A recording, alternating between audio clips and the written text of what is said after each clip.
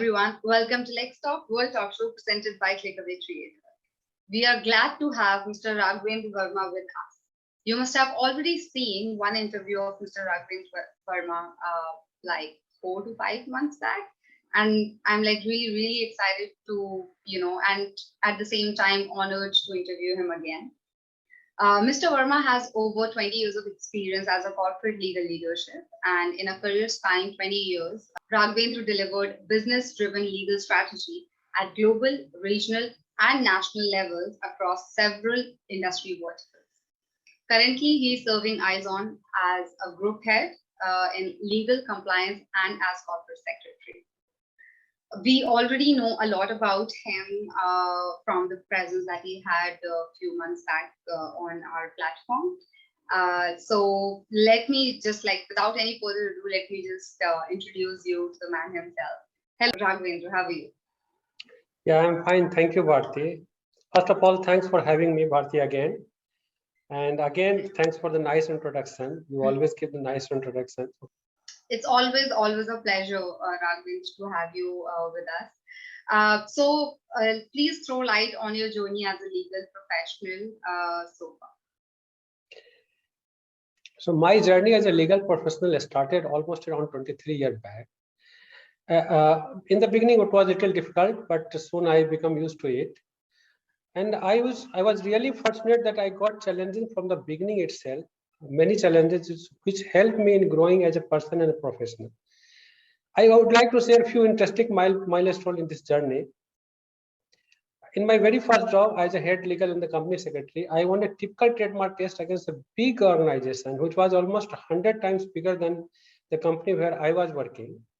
And the decision to file case, planning, a strategy was all done by me. And I took a great risk where promoter was apprehensive and skeptical about moving ahead. But I took the risk and I won the case. Then I merged from the cost saving. There was many companies that organization was running. I proposed the solution to saving the cost, and I merged around 8-9 group companies, and all planning, all strategy, all execution was completely done by me.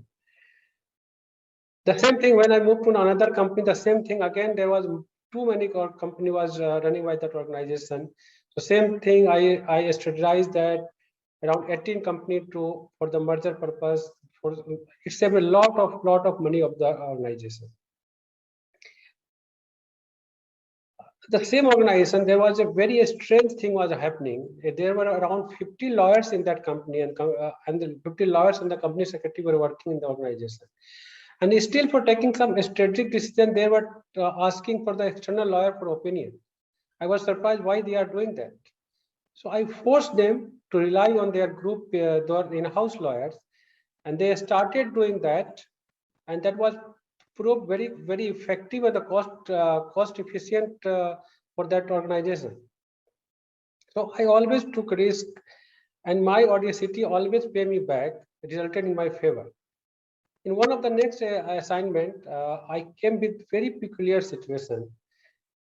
There was one HR consultant who was providing labor-related consultancy to the organization. He was also taking care of the PF and ESI related issue. And when I joined that company, suddenly I found out that he was depositing the check in his own account, which he opened with the connivance of the bank officer.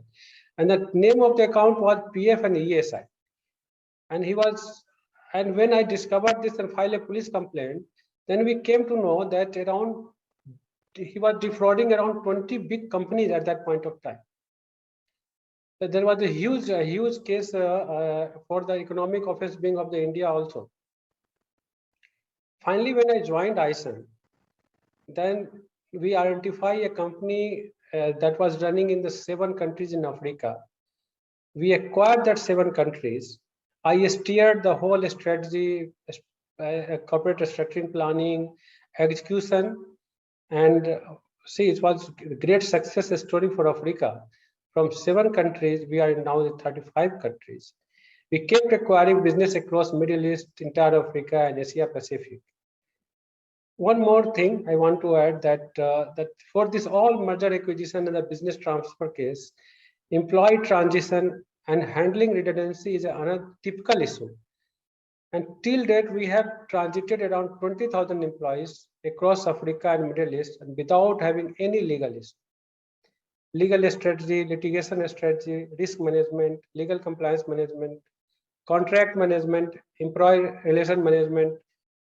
That's all has done by myself, my team, and we are running a very good, successful legal organization within my organization.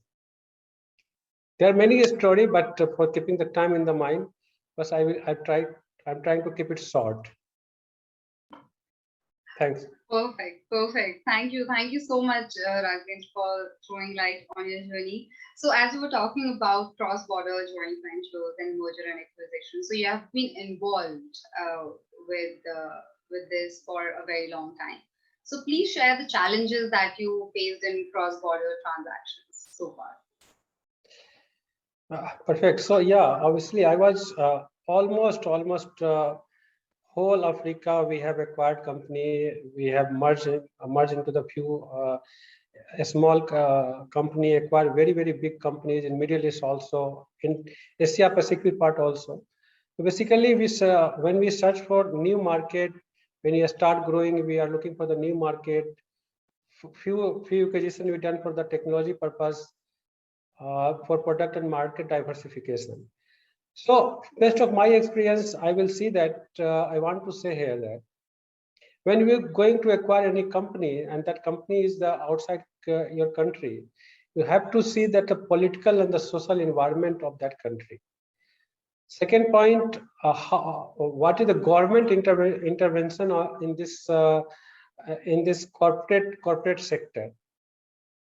Financial market and economic instability is another point to be taken care of. Cultural compatibility is the major big issue, another big issue that need to be evaluated.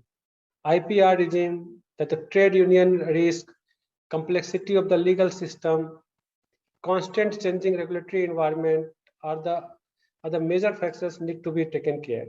Recently, there's the antitrust issue, bribery and corruption issue, currency fluctuation and the tax policy is also coming into the picture and play a major role in deciding whether we should go ahead with the acquiring that company or not.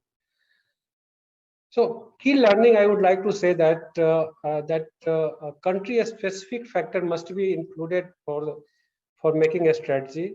Due diligence must be very comprehensive. Target culture must be evaluated, and our HR team should work very closely with the employee. And lastly, I would like to say on that part, the integration planning is very important. How you strategize your integration and the governance structure that determine the success of the merger and M&A exercise. And while we are in the COVID era, and if you not mention the COVID impact on this merger, that would be very I will not justify when we discuss this M&A current situation during this whole global crisis. COVID has forced the organization to take the virtual video conferencing technology and the collaborative software to negotiate deal, to finalize deal. Nowadays, advisor, lawyer, and every other people are taking care of taking this M&A deal through this video conferencing, like we are also doing the video through this video conferencing. And this COVID has also impacted contracting itself. And nowadays, under the risk part of the transaction document, COVID is included as express exception. Representation and warranty have similarly evolved as parties seek a specific carve out and inclusion relating to the COVID. On the buyer side, party have sought representation and warranty related to the business continuity insurance and the government ad taken by the target. In covenant negotiations, seller have sought general exception, such as action taken in response to the pandemic, a specific exception to the IOC, delay in the account payable, a debt drawdown, something like that. Buyers have sought to limit target action that may have a long-term impact on the business, such as breach on material contract with a key customer. Even the purchase price, party are facing difficulty to establishing the normalized valuation metrics. This COVID has also impacted a lot during these days, the merger acquisition transaction. Party are extending, including in the contract, the drop dead dates are increasing. They have extended the drop dead dates to take care of the uncertainty around the merger acquisition process. Thanks. Thank you very much, Mr. Verma. So after talking about the challenges that you have faced, and you've also kind of given us the things that you could foresee. So now when we're talking about this, let's talk about governance, risk management, and compliance area. So what challenges do you foresee for all these things for this year? And maybe let's just talk about it for 5 years, because with the experience of 20 years, I think people would want to know your opinion. Yeah, so this is a good question, because this the government risk and the compliances, we usually call it the GRC. So this is evolving, and the COVID has also impacted it a lot. So government risk and compliances, if we define, is an approach for managing an enterprise overall governance, enterprise risk management, and compliance with the regulation. And the government across the globe are coming with the strict regulation for end user industry like BFSI, IT, telecom, and the regulation is getting tougher day by day, like data privacy, anti-bribery, anti-money laundering, antitrust, corruption. Again, the compliance with respect to the ESG, like environmental, social governance, and the governance, diversity, equality, inclusion, third-party risk management is really making life of the risk and the compliance professional very difficult. Nowadays, the organizations are using the cloud services. So growth of cloud computing is raising concern about the data privacy and the software security, cyber security, you can say that. So companies are increasing their funding to keep a check on the data governance these days. Again, as I mentioned earlier, also the COVID has included as a risk factor already during all risk management strategies these days. So I see that keeping in view that the complexity of the regulation and the challenge due to data privacy and the cyber security, it is imperative for the legal team to build processes which synchronize at all level of the business, which ensure that all the departments are communicating with one another internally at the same time, at the correct times. That is very critical to ensuring that all departments are at the same page. So I see that technology intervention here also, and I feel that in next few years, legal team would be using a centralized technology framework that orchestrates all task activity and stakeholder involvement in the governance, risk, and the compliance activity. Thank you so much, Raghavendra. Now, since we were talking about data privacy, and you also mentioned cyber security, so I would really like to know more about, how do you look at cyber security for this year? Because people are getting really aware. We see law tech basically growing very faster, right?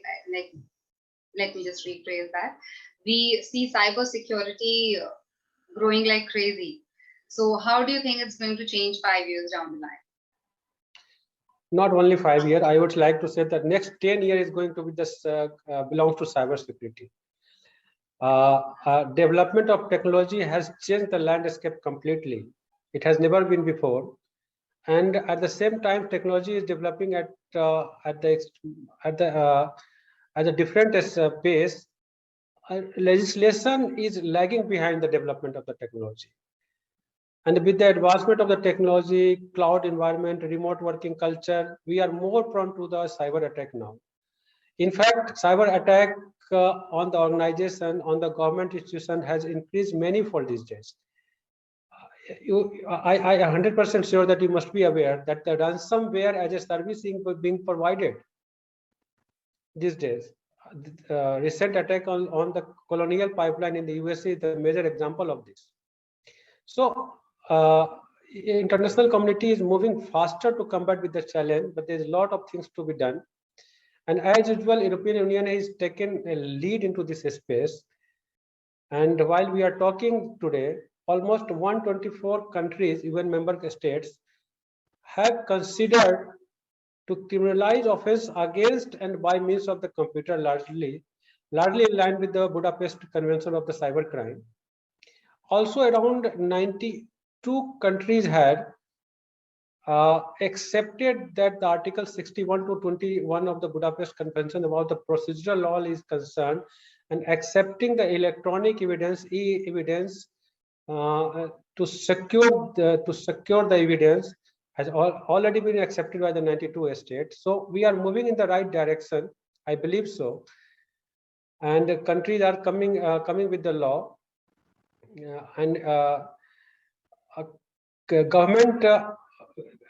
So I would like to say that the last 8 years is started from 2013. There was lot of progress has happened on this space, and next 10 years we will come with different government will come with a very strong legislative framework around the cyber crime and the cyber security. From the 16th to 18th November 2021, Octopus conference is going to happen, and legal community is going to discuss the cybercrime legislation on that. So I am very hopeful around that. Another aspect of the cybercrime is the privacy law, and that now all the countries has waken up, and they are developing and implementing the law with respect to privacy around their country, in their countries. Like recently South Africa has done, Zambia has done, Nigeria has implemented, Egypt has taken steps in this regard. Dubai is also coming with some legislation on this space, in this space. DIFC has already very effective data privacy law in line with the GDPR. So country is moving. So 100% next 10 years is going to be for the cyber security. It belongs to cyber security. While at the one time legislation is important to combat with this crisis, but the organization should not only depend on the legislation. They need to build a defensive shield around it.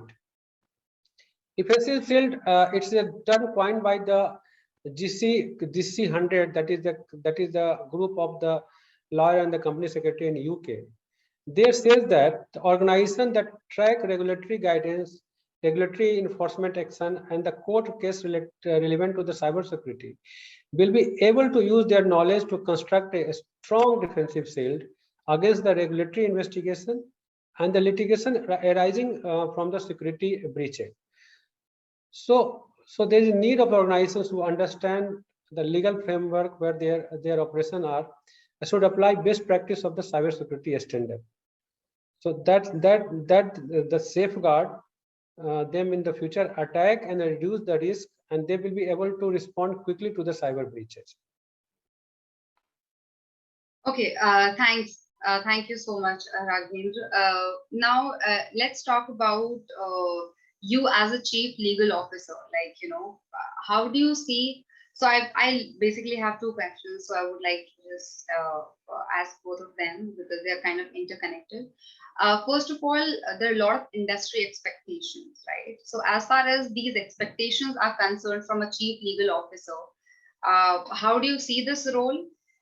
Also, being a CLO, when it comes to you're also managing the board, right? So what are kind of the major challenges that you face when you're, you have to go ahead with the responsibilities as well. So overall, like, how is the experience and what are the challenges, and how do you see this role and when it comes to the industry expectations?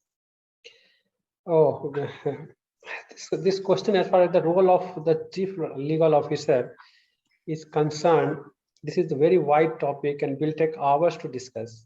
Because as I said, that the next 10 years is going to be belongs to the cyber security. I can see that the next decade, at least next decade, belongs to the legal department. The reason being is that the complexity of the law that is coming into the picture, and that the regulatory governance, uh, regulatory environment has changing day-to-day basis, and the COVID is one of the major concern, because COVID has. So I would like to say that this 2021 is the era of disruption, persistent disruption, because of the COVID, because of the economic volatility that brought by the COVID, social political disturbance happened. So in this era, if an organization need to be survive, they need to be resilient. And the basic characteristic of the resilient organization is the responsive risk management, dynamic culture, and the flexible structure. And I can see that the major role the CLO or the general counsel, and you say that the legal team is going to play. It's going to be a larger say in all this risk management, because of this COVID, this data security, data privacy law is emerging, and all this coming to the legal team now. So they are going to play a major role in the, as far as the organization is concerned, I can say that. So in addition to the overseeing the legal operation only right now, CEO will and must play a central role in ensuring the company compliances, privacy, data governance capability to meet all regulatory obligations. I will suggest, and this has already evolved, the CLO would be overseeing other enterprise risk facing the company, implement appropriate process to prevent them from the occurring, quickly and effectively addressing these risks as soon as they occur. I was reading in one report of the Gartner. They says they identify the 6 shifts that in the legal operating model, and that 6 shift belongs to the value driver, service portfolio, delivery model, sourcing model, technology strategy, and the talent strategy. Technology strategy and the talent strategy is going to play a major role in future. Next 5 to 10 years, this will change the whole structure of the legal functioning.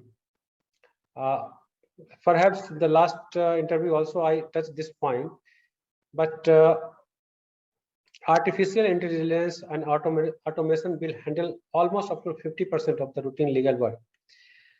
And the dependency on the external counsel is going to reduce, and this all legal team is going to be built in-house only. I can foresee that there would be a situation where legal work would be done by the non-legal people. As you know that this coding is being done by the non-technical people. So contract management, legal research, document management, all will be done by the artificial intelligence or machine learning.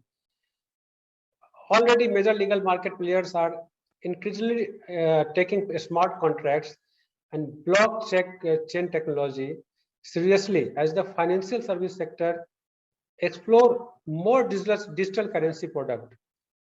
Transaction with the digital currency in many cases will require a blockchain connected system to handle them, which in turn will need to be linked to the contract governing transaction.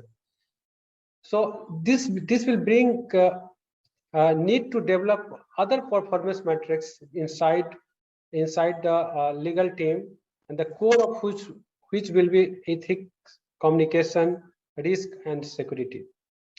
And I can say that CLO need to be prepared himself and his team for the change. Having said that, I would also like to mention here that that being a chief legal officer and the company secretary, we always had the advantage. That advantage that we deal with the higher management, and we have the legal expertise. We advise on the risk of exposure, liability, compliance, and the governance issue. So, and this responsibility extends to the company reputation and the integrity. So this places us a unique role as someone who has a 360-degree vision of the organization. So I will suggest that CLO should build on this advantage. Perfect, perfect. Thank you so much for clearing out a lot of things. Sadly, we have come to an end of the interview, but thank you so much, Mr. Verma, for sharing such lovely insights on, let's talk about, cross-border transactions, governance, risk management and compliance area, cyber security. Also, we have talked about your role and responsibilities and the challenges that you force. Yeah, but the one thing, just I forget to mention one thing that you mentioned about the board challenges. Yes. So just few seconds I will take on that, on the board challenges. So again, this COVID, that's what I am handling the board meeting and the shareholder meeting since last 15 years. And the board has forced, COVID has forced board to rethink and redesign the business model, and they have to look beyond the horizon to look for the long-term sustainability. They are forced to adopt the new normal, that is that online model of the board conducting board meeting and the shareholder meeting. Now they are meeting with that. Now the last point, that is the vital point here, that the social norms, the social security norms is now the talking point in all the board meeting, like environment, safety, governance, diversity, inclusion, climate change. These are right. This issue, and COVID has forced, in fact, this board to discuss this issue. So board are really concerned these days with the social security norms, and I can see that there is going to be change that the way organization keep functioning.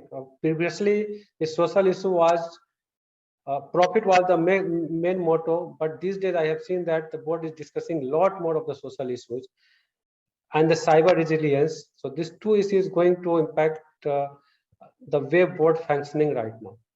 Thank you. Taking so much time.